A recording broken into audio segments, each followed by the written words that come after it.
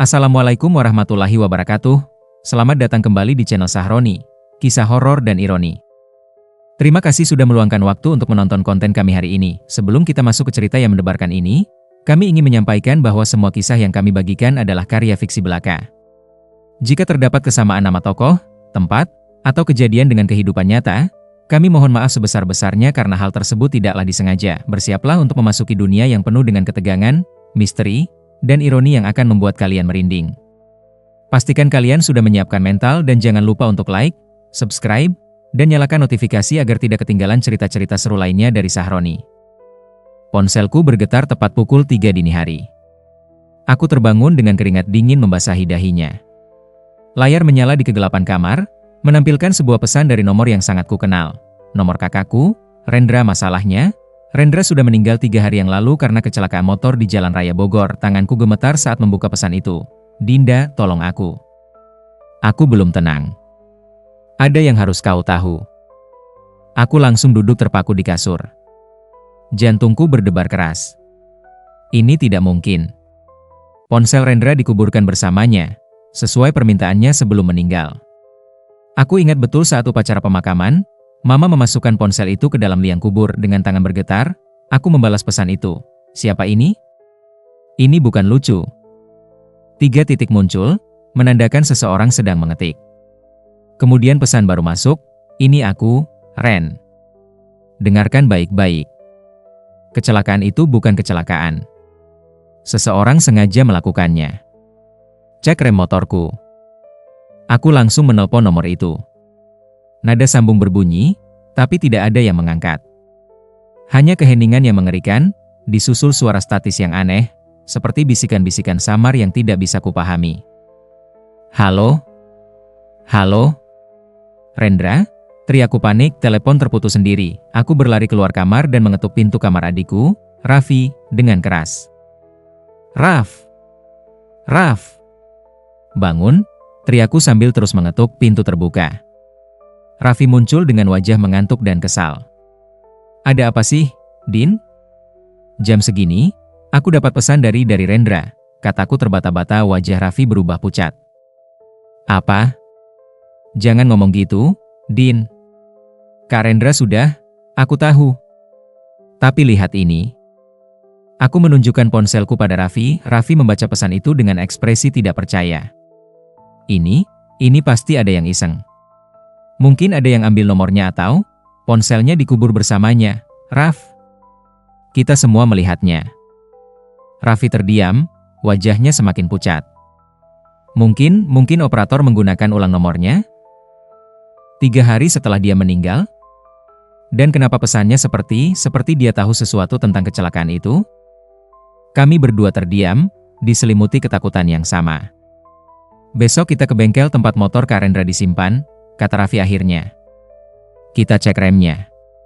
Kalau memang ada yang aneh, aku mengangguk. Tapi dalam hati, aku tahu ini bukan sekadar iseng. Ada sesuatu yang Rendra coba sampaikan dari dunia sana. Pagi harinya, aku dan Raffi pergi ke bengkel Pak Surya, tempat motor Rendra disimpan setelah kecelakaan. Motor itu rusak parah, bagian depan hancur, setang bengkok, dan ada bercak darah kering di tangki bensin yang membuat perutku mual. Pak Surya, boleh kami lihat motor kakak kami? Tanyaku saat sampai di bengkel. Pak Surya, seorang pria paruh baya dengan wajah lelah, mengangguk. Silakan. Motor itu di belakang. Maaf ya, belum sempat dibersihkan. Kami berjalan ke belakang bengkel. Di sana, motor Rendra tergeletak seperti bangkai logam. Aku merasakan dadaku sesak melihatnya. Pak, bisa tolong cek sistem rem motor ini? Tanya Raffi. Pak Surya mengerutkan dahi. Kenapa? Polisi sudah selesai melakukan pemeriksaan. Mereka bilang ini kecelakaan tunggal, motor kehilangan kendali. Kami hanya ingin memastikan, jawabku tegas. Pak Surya menghela napas dan mulai memeriksa motor itu. Beberapa menit kemudian, wajahnya berubah serius. Ini aneh, gumamnya sambil memeriksa selang rem. Selang rem belakang ini, seperti ada bekas sayatan. Bukan aus alami. Aku dan Raffi saling berpandangan. Jantungku berdegup kencang. Maksudnya?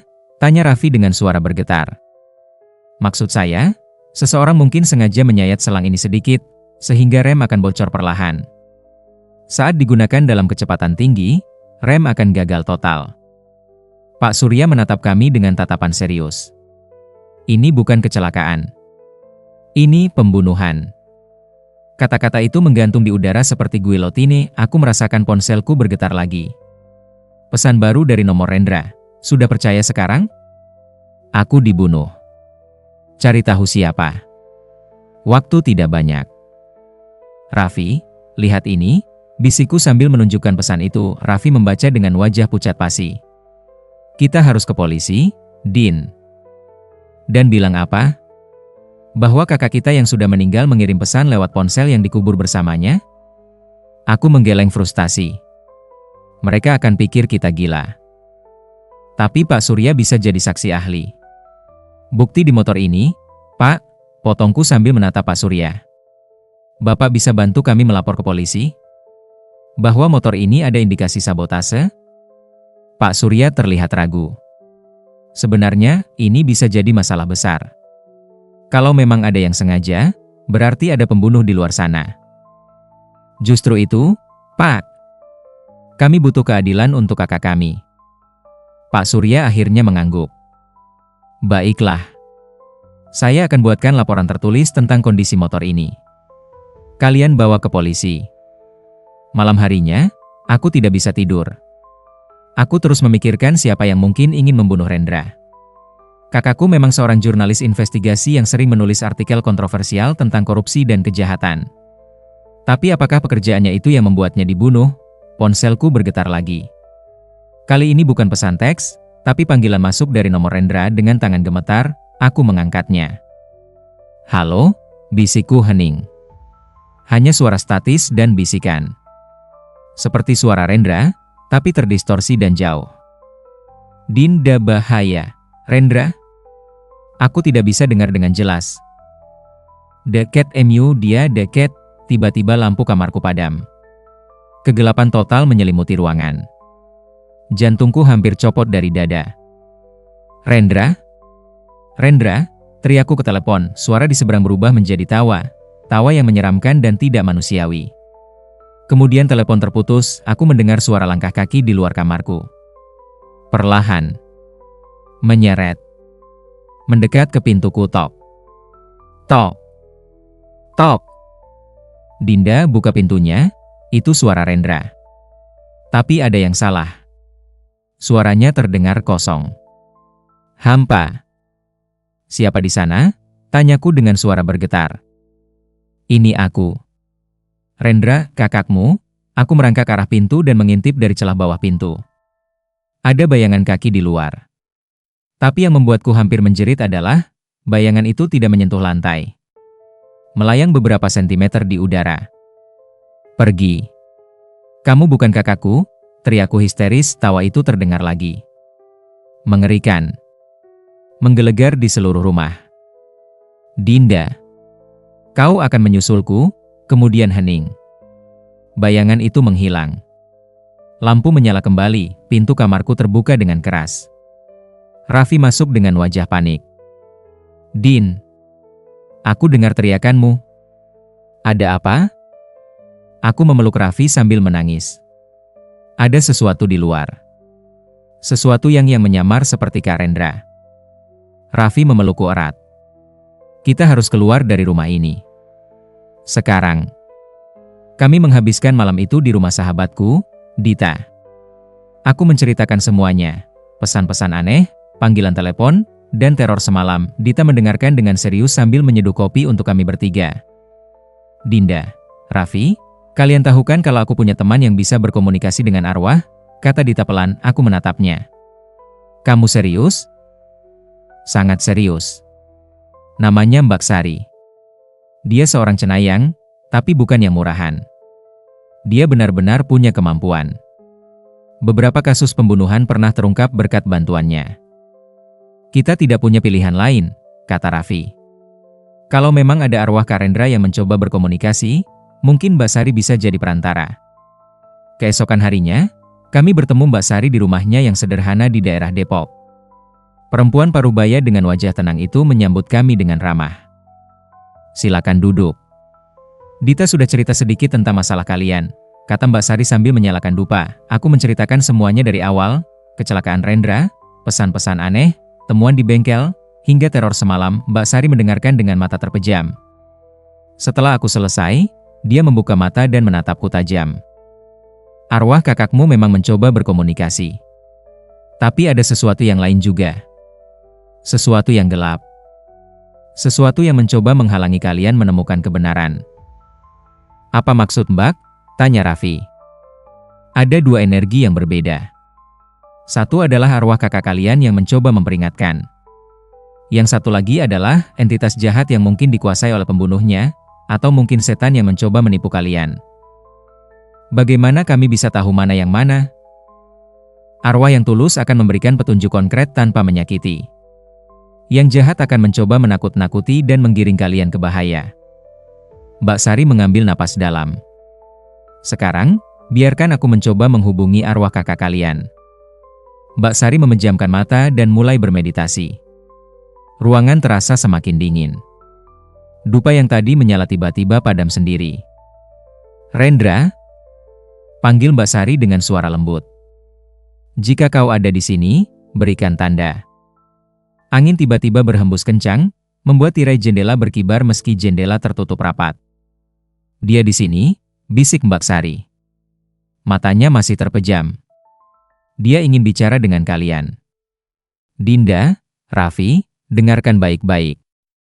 Suara Mbak Sari berubah, menjadi lebih berat, seperti suara laki-laki. Suara Rendra. Dinda. Raffi, maafkan aku membuat kalian ketakutan, aku menangis mendengar suara itu. Benar-benar suara Rendra. Kak, apa yang sebenarnya terjadi?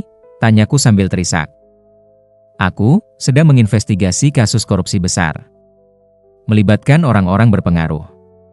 Aku punya bukti di laptop, tersimpan di folder tersembunyi dengan password, Dinda 1998. Mereka sabotase motorku karena aku menolak disuap. Siapa mereka, Kak? Direktur perusahaan konstruksi, namanya. Tiba-tiba Mbak Sari tersentak keras. Matanya terbuka lebar, pupilnya melebar. Tidak. Jangan sebut namanya, teriak Mbak Sari dengan suara yang berbeda. Suara yang mengerikan dan penuh amarah. Raffi langsung memelukku. Dita terlihat ketakutan, tubuh Mbak Sari mulai bergetar hebat. Dia seperti bergulat dengan kekuatan yang tidak terlihat. Pergi. Ini bukan urusanmu, bentak Mbak Sari, atau apapun yang menguasai tubuhnya sekarang. Kita harus bantu dia, teriak Raffi. Kami mencoba memegang Mbak Sari, tapi tubuhnya sangat kuat. Dia melempar kami dengan mudah. Kalau kalian terus mencari, kalian semua akan mati. Kemudian Mbak Sari pingsan. Kami langsung membantunya dan membaringkannya di sofa. Setelah Mbak Sari sadar, dia terlihat sangat lemah. Maaf, ada kekuatan gelap yang sangat kuat menghalangi. Orang yang membunuh kakak kalian punya ilmu hitam. Dia melindungi dirinya dengan jin, kata Mbak Sari dengan suara lemah. Tapi Kak Rendra sudah kasih petunjuk, kataku. Dia bilang buktinya ada di laptopnya. Kami langsung pulang ke rumah dan mengambil laptop Rendra yang tersimpan di kamarnya. Dengan password yang diberikan, aku berhasil membuka folder tersembunyi. Di dalamnya ada puluhan file, dokumen, foto, rekaman audio. Semuanya tentang kasus korupsi proyek jalan tol senilai triliunan rupiah.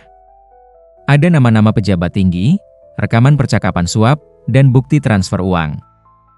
Ini besar sekali, bisik Raffi sambil membaca dokumen-dokumen itu. Dan ini alasan Kak Rendra dibunuh, kataku sambil menangis. Ponselku bergetar. Pesan dari nomor Rendra, bagus. Sekarang bawa bukti itu ke wartawan yang kupercaya. Namanya Mas Arya, dari Kompas. Nomor kontaknya ada di Poneboku. Tapi hati-hati. Mereka tahu kalian sudah tahu. Aku merasakan bulu kuduk berdiri.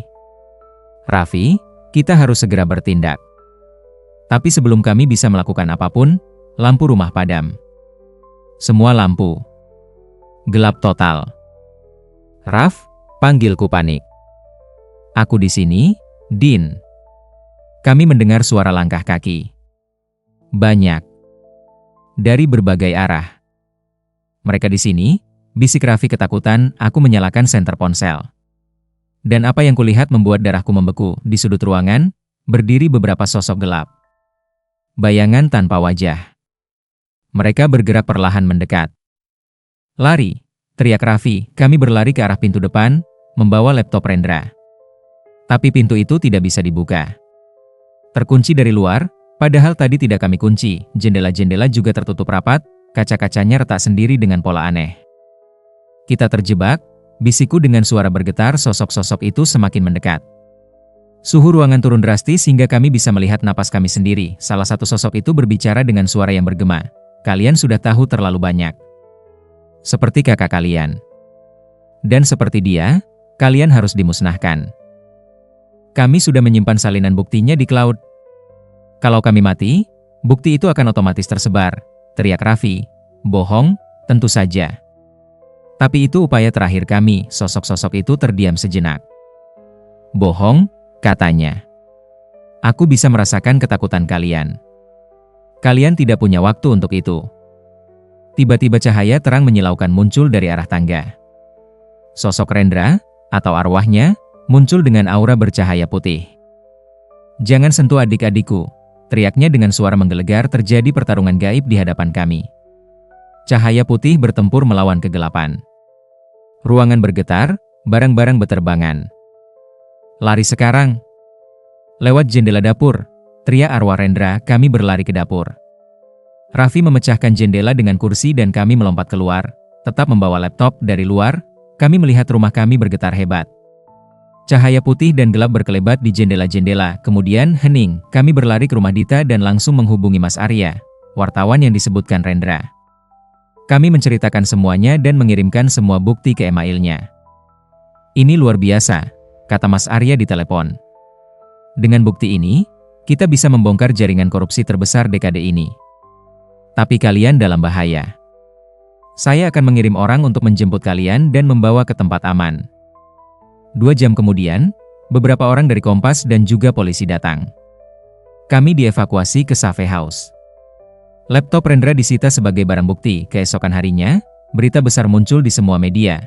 Jaringan korupsi triliunan terbongkar, jurnalis tewas karena ungkap skandal. Rendra akhirnya mendapat keadilan. Beberapa pejabat tinggi dan pengusaha ditangkap.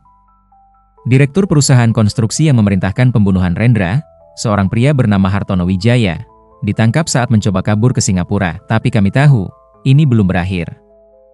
Seminggu setelah penangkapan, aku bermimpi bertemu Rendra. Tapi bukan mimpi biasa, terasa sangat nyata. Kami berdiri di sebuah tempat yang penuh cahaya putih. Rendra tersenyum sedih. Kak, bisikku. Apa kau sudah tenang sekarang? Rendra menggeleng pelan. Aku bangga pada kalian. Kalian berhasil mengungkap kebenaran. Tapi Dinda, ada harga yang harus dibayar. Apa maksud kakak? Orang-orang yang kubongkar, mereka tidak akan diam.